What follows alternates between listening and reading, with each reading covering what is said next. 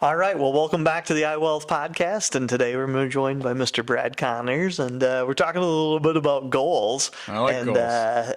And some of the things that are on my bucket list.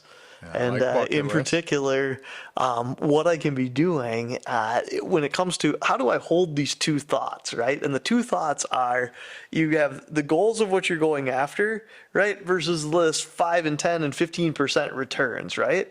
Everyone wants to talk about the returns. And honestly, between the two of us, I don't really care, right? I just want to be able to like get a little miniature camper van and take off for California for a month, right? So balancing those two things is something that I just have a hard time figuring out. Well, first of all, I think when people sit around and compare returns, it's kind of like the grandma that goes to a casino and never loses. You just hear about all her wins that she has. It's like, yeah, grandma, you've never lost $50. You only win when you go. Sometimes I think returns get that way too. When people are bragging, hey, I got 15% or whatever that is. So you got to take that with a grain of salt. But I really like to focus on, back to your bucket list and going to California, I like to focus on achieving the goal with the investment.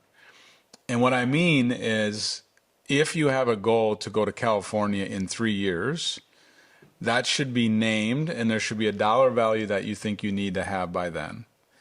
And if you have a goal to go to Australia in 10 years, that should be named and it should have a goal of how much you need. But the investments don't line up the same.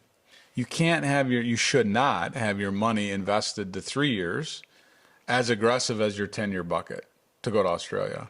And I think where people get tripped up is first of all, they throw it all in one account. And don't segregate it based upon the goals that they have. And then the second thing that they do is they're just focused on that rate of return, like 8% or 7% or whatever that return is. And returns are really important. I'm not negating that. But if you have a 3-year goal and it's invested in bonds, let's say, that are getting 5%, your 10-year goal might be 80% stocks and be more volatile and go up and down, but you're expecting over 10 years for it to beat the bonds. Yep. Yeah. So does that make some sense? Like, returns are important, but your goals are the most important. And then fund your goals correctly. Yeah. It's almost like step one is name the goals. And then step two, you back into how do these investments play into whatever that goal is? Am I understanding that correctly? Yeah. And you want to hear about a mistake I made? Sure. So which one? Yeah. Hey, I'm a guy, and I admit I made a mistake. Yeah, I really did. Only one mistake. Yeah, exactly. Only one time. Let me tell you about my one-time mistake. No, true story. I had some clients. This is going back to 08, 09. Okay. So we're back a ways. And they were going to have a 50th wedding anniversary coming up, and they wanted to go to Alaska. And we sat around a table like this, and we talked about their goals and things and investments. And they had more than enough money. So we talked about what they wanted to do, documented some of that. We did not invest to the goal. Yep. It's kind of together, IRAs, different things like that. And 08 and 09 comes, and if you weren't around or investing then, markets were down 50%. Yep.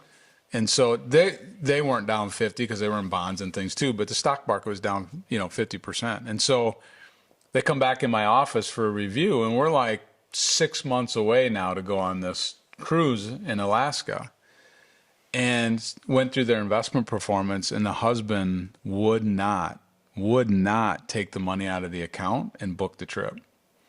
And I begged him to do so. Like, there was more than enough money, but I begged him to take the money out, and he wouldn't do it. And he wouldn't do it because the market was down, and it was my fault.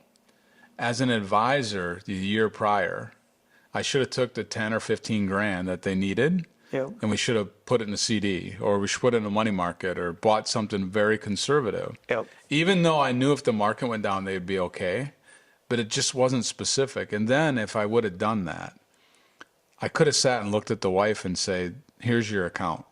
Take the money out and book your 50th. Yeah. And the tension in that room and the guilt that I felt from not having it done correctly. So I learned the hard way, put it that way. And so we talk a lot now at iWealth about funding your goals. Like, what are your goals, and let's fund them. I have people have a pontoon fund, European travel fund. Okay, so what's the goofiest fund that you actually have helped somebody set up? I would say the weirdest one for me was driveway. Driveway fund? It wasn't like, hey, let's go on this 50th wild party. It was like, we want to to pave the driveway in 4 years. We need a fund for that.